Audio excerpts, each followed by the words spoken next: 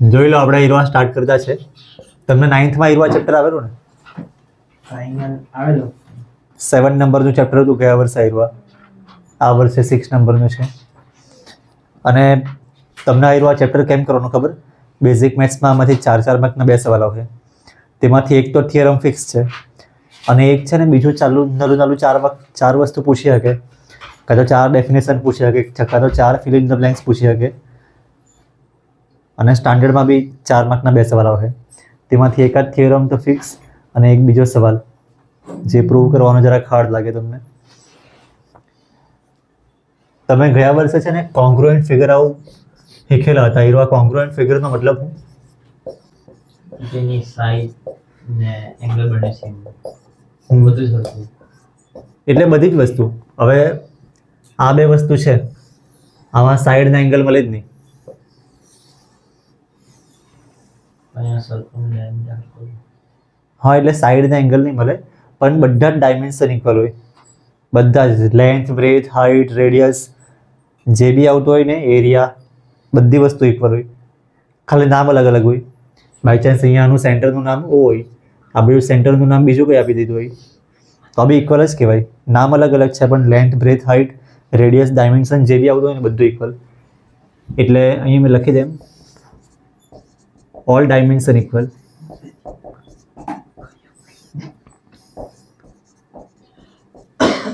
અને congruent triangle હોય તો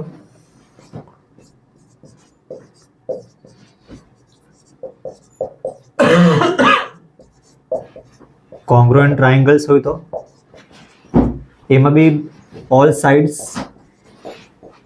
એન્ડ એંગલ ઇક્વલ. એટલે જો ટ્રાયંગલ હોય તો ઓલ સાઇડ ને ઓલ એંગલ બધું ઇક્વલ. મેં ડ્રો કરી બતાવું. સર્કલમાં આવી રીતના, પછી સ્ક્વેરમાં બી ડ્રો કરે તો આવું થાય. સ્ક્વેરમાં તો 4 સાઈડ સેમ જ આવે અને આ બંને સ્ક્વેર સેમ છે. પછી રેક્ટેંગલ બી મેં તમને ડ્રો કરી બતાવું. આ હીરો આ રેક્ટેંગલ ને બીજો રેક્ટેંગલ કદાચ આમ ડ્રો કરે તો બી કંઈ નહીં. હા ને, રોટેટ થઈ ગયો છે ખાલી, પણ આ બંને ઇક્વલ જ છે. આની લેન્થ ને આની લેન્થ ઇક્વલ હે, આની બ્રેથ ને આની બ્રેથ ઇક્વલ, તો આ બંને ઇક્વલ જ કહેવાય. રોટેટ થઈ જાય તો કંઈ ફરક નહીં પડે. ટ્રાયંગલ બી મેં તમને ડ્રો કરીને બતાવી જ દેમ. એક ટ્રાયંગલ આવી રીતના ડ્રો કરું, બીજો ટ્રાયંગલ બી સેમ એવી રીતે. રોટેટ થોડો કરવો હોય તો કરી શકે આપણે, પણ રોટેટ કરે તો તમને ખબર નહીં પડે. હમણાં ડિજિટલ બોર્ડ હોય તેમ કરીને ફેરવીને પાછો હરખો કર્યો રાખે, પણ એવું તો મળે નહીં. એટલા આવી રીતના ડ્રો કરે તો સારું પડે. મેં ટ્રાયંગલ ડ્રો કરી મૂકું એક. આ એક ટ્રાયંગલ, આ બી ટ્રાયંગલ જ હતો પણ મેં આમાં નામ બી લખું. આ બીજો ટ્રાયંગલ, આ એબીસી ને નામ આનું મેં કઈ અલગ આપું, PQR. તમને આ એરિયા બે સાઈડ ઇક્વલ જેવી દેખાતી છે ને, એપ્રોક્સિમેટ. પછી આ એરિયા સાઈડ એપ્રોક્સિમેટ ઇક્વલ જેવી દેખાતી છે, અને આ એરિયા સાઈડ અને આ સાઈડ ઇક્વલ છે, તો ટ્રાયંગલ કોંગ્રુએન્ટ કહેવાય ને. તેને લખાય કેવી રીતે? આનું નામ ABC. વચમાં છે ને કોંગ્રુએન્ટનું સિમ્બોલ કરાવી રીતે. આ તમે ગયા વર્ષે કરેલું હતું. અને ટ્રાયંગલ PQR આ લખે ત્યારે હાચવીને લખવાનું. આ બંને એંગલ સેમ છે ને, પેલ્લો ને પેલ્લો, તો આમાં બી આ પેલ્લો ને પેલ્લો એંગલ સેમ, બીજો બી સેમ ને ત્રીજો બી સેમ. સાઈડ બી આ એરિયા AB અને આ એરિયા PQ, પહેલા 2 પોઈન્ટ નાના પહેલા 2 પોઈન્ટ, એનાથી જે સાઈડ બને ઇક્વલ હોય. AB ને PQ ઇક્વલ જ છે ને, તો આવું છે. હવે સિમિલર ફિગર. જો આમાં ઓલ ડાયમેન્શન સેમ હતા, આમાં છે ને શેપ સેમ જેવો આવશે.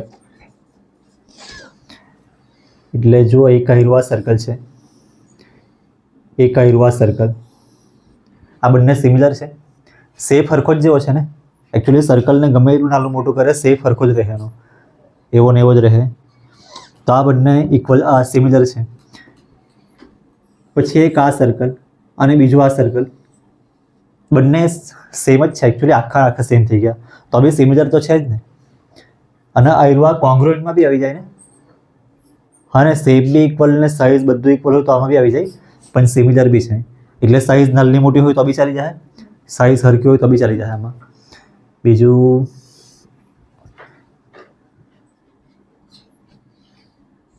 એક રેક્ટેંગલ મેં આવી રીતના ડ્રો કરું, પછી બીજો રેક્ટેંગલ આને થોડુંક ઝૂમ કરે તો આવો કદાચ થઈ શકે, તો આ બી બંને સિમિલર છે. મેં એકદમ જ આવો ગમે તેમ ડ્રો કરી દેમ તો, એકદમ જ આવો ડ્રો કરી મૂકું તો, કાં તો હજી થોડુંક નાનું કરું મેં, તો આ સિમિલર કહેવાય કે નહીં કહેવાય? આયરો આ સિમિલર નહીં થાય આની સાથે. એનું રીઝન આ વધારે પડતું મોટું થઈ ગયું, એટલે એકચ્યુઅલી છે ને, સપોઝ આ એરિયા લેન્થ 1 હોય અને આયરો 5 હોય, તો આયરો સેમ નંબરથી મલ્ટીપ્લાય થવા જોઈએ. જો આયરો અહીંયા 3 થયું ને તો આયરો 15 થવા જોઈએ. આ શું થયું ખબર? આની લેન્થ 1 સેન્ટીમીટર, આયરો 3 સેન્ટીમીટર, તો 3 થી મલ્ટીપ્લાય થયું છે ને, અને આયરો 5, તો આ બે 5 3 15 થયું છે, તો આયરો રેશિયો ઇક્વલ આવવા જોઈએ. એટલે આ બેનો રેશિયો અને આ બેનો રેશિયો ઇક્વલ રહેવા જોઈએ, તો જ ઝૂમ કરે તો એવું થાય ને. આવું તો થઈ જાય તો કદાચ આયરો તમને 4 જેવું દેખાતું હોય ને આ બહુ વધારે પડતું વધી ગયું, તો આયરો એ નહીં ચાલે.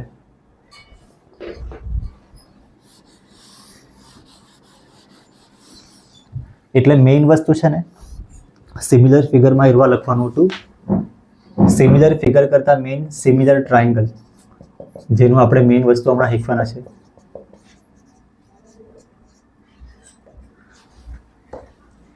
એમાં આવી જાય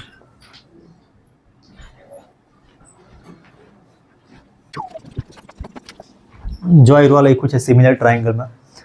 યસ, આ પ્રપોઝનલ વર્ડ મતલબ ખબર તને?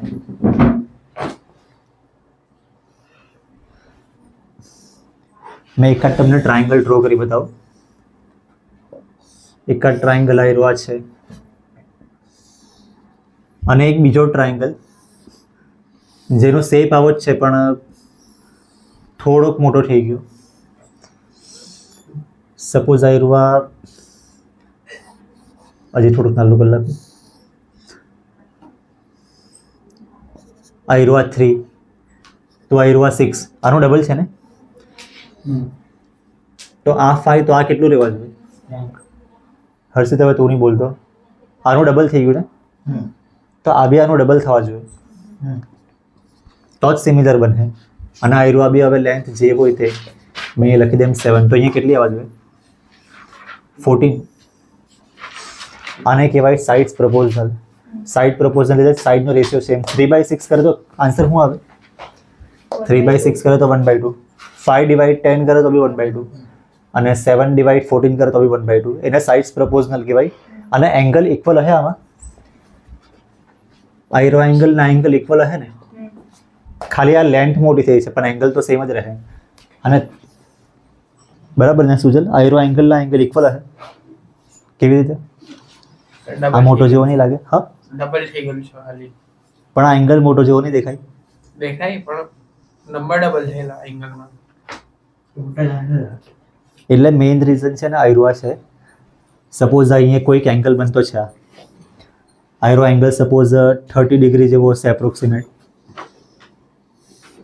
જો આયરો થોડુંક લાંબુ કરી નાખું મેં તો આ એંગલમાં કંઈ ફરક થોડી પડતો છે, એંગલ તો સેમ જ છે. એટલે આયરો ગમે એટલું આગાડી કરે, આ બી ગમે એટલું આગાડી કરે, કાં તો આ થોડુંક કાઢી બી નાખે, તો બી એંગલ તો સેમનો સેમ જ રહે. તમે રાઈટ એંગલ જુઓ તો રાઈટ એંગલ આયરો છે ને, આ 90 ડિગ્રી, તો આ લેન્થ થોડીક આગળ વધારી હોય તો બી એંગલ તો સેમ જ રહે. એટલે આ ટ્રાયંગલની ખાલી સાઈડ જરાક મોટી થઈ છે પણ એંગલમાં કોઈ ફરક નહીં આવે. તો આ ડોટવાળા બંને એંગલ ઇક્વલ, આ ક્રોસવાળા બી બંને એંગલ ઇક્વલ, અને એક મેં સિમ્બોલ આવું કરી દે મોટું ડોટ, આ બંને એંગલ બી ઇક્વલ છે. અને આમાં મેં નામ બી લખી દેમ ABC, આનું નામ PQR. તો સિમિલર ટ્રાયંગલમાં સિમ્બોલ છે ને આવું આવશે, પહેલા તમારે લખવાનું ટ્રાયંગલ એબીસી, સિમિલરનું સિમ્બોલ આવ્યું. એ સિમ્બોલ છે ને અહીંયા બી છે ને, પણ અહીંયા ઇઝ ઇક્વલ ટુ બી છે કેમ કે આખું ઇક્વલ આવી ગયું. અહીંયા આખું ઇક્વલ નહીં મળે, ખાલી એંગલ ઇક્વલ છે ને બાકી ઇક્વલ જેવું દેખાતું છે. ટ્રાયંગલ એબીસી લખ્યું આ બાજુ, તો એ હાથે એંગલ પી છે ને, બી હાથે ક્યુ અને આની હાથે આર. તો તમારે અહીંયા લખવા પડશે ટ્રાયંગલ પી ક્યુ આર. એટલે પહેલો ને પહેલો એંગલ ઇક્વલ. જો તમે અહીંયા લખી બી દઉં, પહેલો ને પહેલો એંગલ આ બાજુ એ લખું, પછી બી ને પછી સી, તો અહીંયા પી ક્યુ ને આર. આયરવા સાઈડ એંગલ ઇક્વલ લખેલું છે, આયરવા છે. અને પછી સાઇઝ પ્રપોઝનલ એટલે આયરવા એ બી, બીસી અને એસી એનો રેશિયો કરવાનો આની હાથે પી ક્યુ, ક્યુ આર ને પી આર હાથે. બરાબર છે. આનો આન્સર શું આવશે? 1/2. જો તો અહીંયા લખી દઉં. વી રેબી એટલે કેટલા લખેલા છે અહીંયા? AB એટલે 3 અને પી ક્યુ એટલે ને 6 6. પછી બીસી એટલે અહીંયા 5 5 અને ક્યુ આર એટલે 10 છે. અને એસી એટલે અહીંયા 7 છે.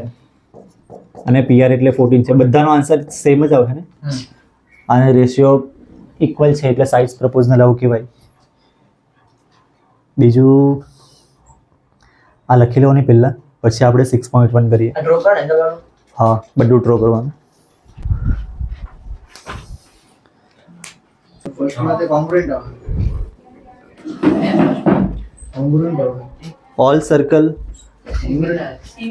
સિમિલર આવશે. સિમિલર કેમ આવે ખબર? સર્કલ આ ઓલ સર્કલ એટલે બધા જ સર્કલ, હા. બધા સર્કલનો શેપ તો સેમ જ જોઈએ ને. કોંગ્રુએન્ટ હાને કહેવાય? એકદમ સેમ ટુ સેમ ડ્રો કરે ને. આ બે કોંગ્રુએન્ટ છે પણ બધા કોંગ્રુએન્ટ નહીં મળે, બધા સિમિલર છે. અહીં લખેલું છે ઓલ સર્કલ, એટલે ઓલ સર્કલ સિમિલર. પછી સેકન્ડ શું છે? સિમિલર. ઓલ સ્ક્વેર બી સિમિલર,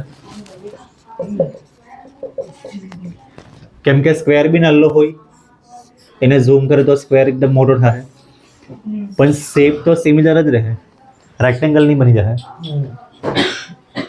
એટલે સિમિલર કહેવાય. પછી third All the triangles are similar. Equilateral. કેમ ઇક્વિલેટરલ? આઇસોસ્લેસ કેમ નહીં આવે? ના, equilateral side equal होती है इसके लिए. ઇક્વિલેટરલ મતલબ બધી સાઈડ ઇક્વલ. તો આ રહ્યો એક ઇક્વિલેટરલ. અને બીજો ઇક્વિલેટર ડ્રો કરે તો શેપ આવો ને આવો જ રહે ને. અને આઇસોસ્લેસમાં શેપ બદલાઈ જાય. हाँ. કેવી રીતના? क्योंकि एक साइड એને પેલીની equal नहीं હોય એટલે. જો મેં ફોર એક્ઝામ્પલ આયરો તમને ડ્રો કરી આપું. આયરો આઇસોસ્લેસ ટ્રાયંગલ છે ને, અને બીજો એક આઇસોસ્લેસ ટ્રાયંગલ આયરો. આમાં હું આ બે સાઈડ ઇક્વલ છે, આમાં આ બંને સાઈડ ઇક્વલ છે, પણ શેપમાં બહુ ફરક આવી ગયો, એટલે આ સિમિલર નહીં કહેવાય. આઇસોસ્લેસ બધા સિમિલર નહીં થાય, એટલે ત્રીજું થઈ ગયું. ચોથું પ્રોપોર્શનલ ઇક્વલ આવે. પહેલામાં શું આવે? ટુ પોલિગોન એટલે ટ્રાયંગલ, સ્ક્વેર, ક્વોડ્રેટર બધું જ. એંગલ્સ ઇક્વલ હોય ને, એટલે પહેલી બ્લેન્કમાં ઇક્વલ, અને બીજી બ્લેન્કમાં શું છે? સાઈડ પ્રપોઝનલ. નૈતિક પ્રપોઝનલનો મતલબ શું થાય?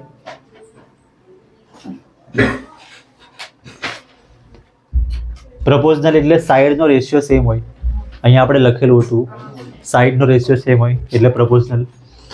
પછી ક્વેશ્ચન 2 જોઈ લો.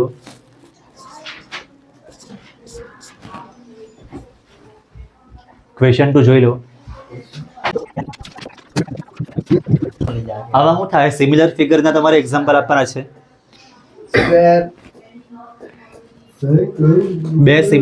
બે એવી ફિગર કે જે સિમિલર હોય. સિમિલર સ્ક્વેર બને. 2 સ્ક્વેર એટલે 2 સ્ક્વેર. પછી 2 સર્કલ બી. જો હા ને, સ્ક્વેર અહીંયા બે ડ્રો કરેલા છે, બંને સિમિલર તો રહેવાના જ ને. એને ગમે એટલું ઝૂમ કરીને મોટો કરે, બધા સર્કલ બે હું વધારે સર્કલ લઈ લે તો બી કંઈ નહીં. પછી બીજું કંઈ લેવું હોય તો જો બે જ આપણને પૂછ્યા છે એટલે બે જ લખવાના, પણ મેં તો બી તમને એક્સ્ટ્રા ટ્રુક કોન્સેપ્ટ ક્લિયર કરવા હું લખાવું તો બીજું હું લખીએ 2 ઇક્વિલેટરલ ટ્રાયંગલ લખી દે મેં. યસ આઈરવા ચાલે કે ઇક્વિલેટરલ ટ્રાયંગલ બી અહીંયા ડ્રો કરેલું છે આઈરવા અને આઈરવા. એ ઓલવેઝ સિમિલર રહે જ. હજી આને ઝૂમ કરીને મોટો કરે તો બી સિમિલર રહે જ. બીજું તો ઇક્વિલેટરલ ક્વોડ્રેટર એવો ક્વોડ્રેટર જેની બધી સાઈડ ઇક્વલ હોય લખીએ. પણ એંગલ બી આવે ને, બધા એંગલ બી ઇક્વલ. એવો ક્વોડ્રેટર જેની બધી સાઈડ ને બધા એંગલ ઇક્વલ ત્યાં એવા છે લખેલું જ છે, તે લખેલું જ છે. પછી બીજું રેગ્યુલર પેન્ટાગોન એટલે 5 સાઈડ ને 5 એંગલ વાળું, પણ બધી સાઈડ ને બધા એંગલ ઇક્વલ હોય તે આયરુઆ. પેન્ટાગોન એટલે 5 સાઈડ ને 5 એંગલ.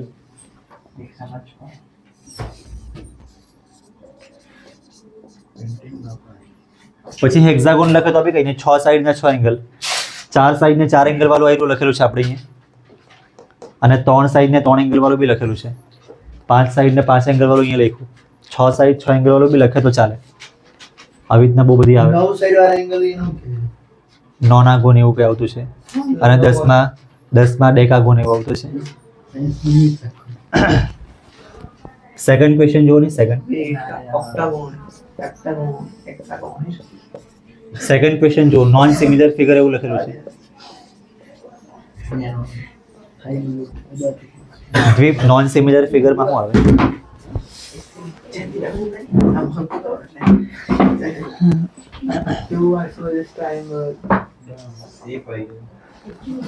નોન સિમિલર ફિગરમાં જો એકદમ તમને ઇઝી એક્ઝામ્પલ કે નૈતિક કેવું લાગે તને? નોન સિમિલર ફિગરમાં શું લખશે?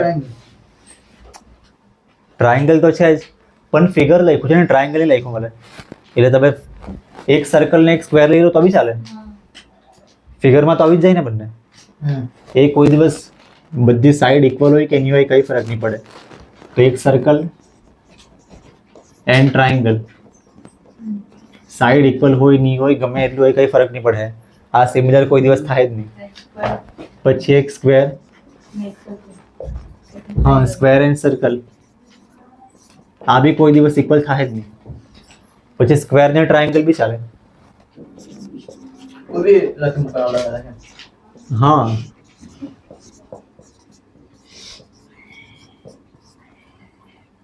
બે પૂછા, તમે ત્રીજું લખ્યું એટલે બ્રેકેટમાં લખ્યું છે.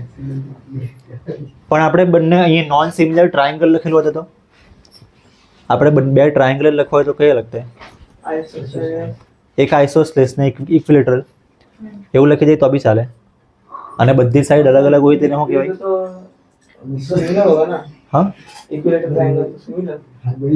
ઇક્વિલેટરલ એક, જો એ મેં ડ્રો કરી બતાવું. આઇસોસેલેસ આને કહેવાય, એન્ડ ઇક્વિલેટર આને કહેવાય. મેં લખવાના બદલે ખાલી ડ્રો કર્યું છે.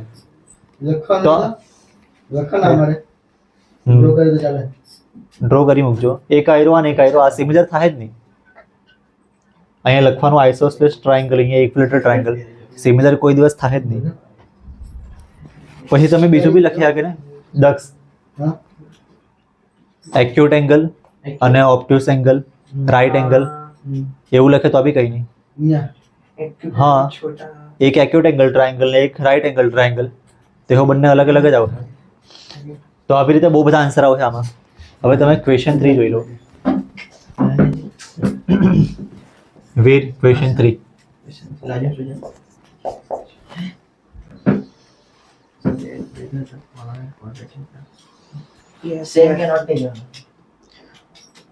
તો હું સિમિલર છે ક્વેશ્ચન 3? ક્વેશ્ચન 3 માં સિમિલર છે કે નહીં મળે? પણ તમને સેમ જેવું દેખાતું છે હું? તો શેપ ચેન્જ થઈ ગયો ને. સિમિલરમાં છે ને એંગલ બી ઇક્વલ હોવા જોઈએ. સિમિલરમાં આપણે લખેલું એંગલ ઇક્વલ, આમાં એંગલ ઇક્વલ છે હું બધા? પહેલી ફિગર ને બીજી ફિગરમાં એંગલ અલગ અલગ છે. એટલે સિમિલર નહીં મળે, એટલે આન્સરમાં તમારે લખવા પડે નોટ સિમિલર. અને એનું reason angles are not equal.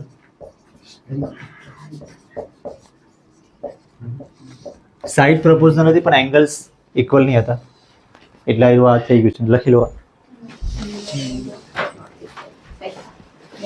Esto ya lo para también.